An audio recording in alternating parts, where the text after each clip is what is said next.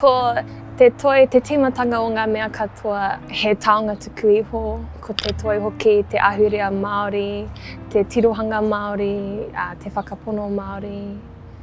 Ko te ao Māori kia au te toi.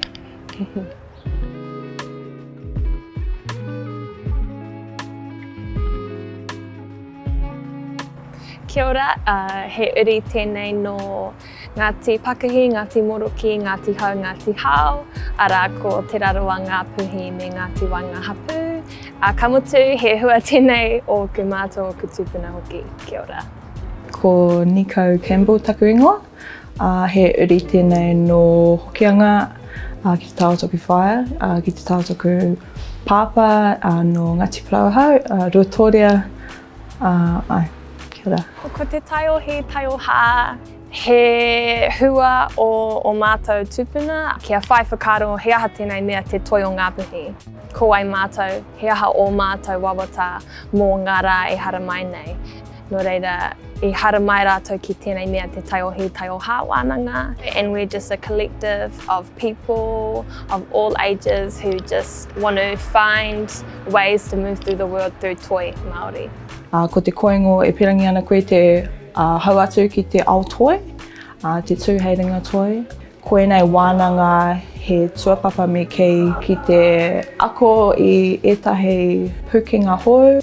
Tino wai mari mātou ki te ako I nei taonga tuku iho, mai nei ringa toi no konei no te kāinga. So yeah, it's been really special to be amongst those artists. And kei te kawe tonu I era mātauranga, and they're totally open to sharing that mātauranga with anyone really that's got the time to go and sit with them to learn from them.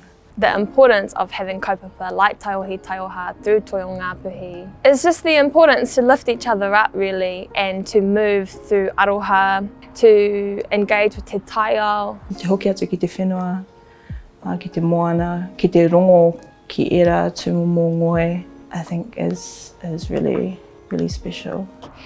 Toi and creativity is just revolutionary, and it's something that we can all gain from. It can be healing, it can be activism, it's sovereignty, ne, ko te tino rangatiratanga, te mahi toi. Personally for me, this wānanga just turned the way that I view and navigate and have relationship with toi.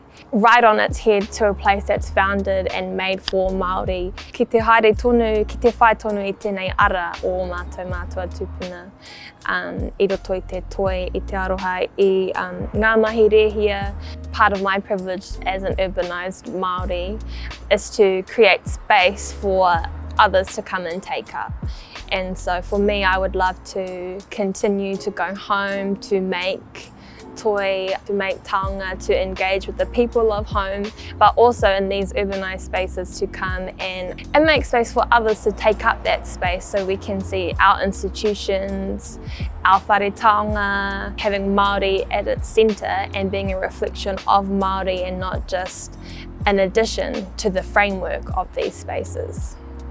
So that is my hope for how I could contribute to the benefit of our people and our collective future.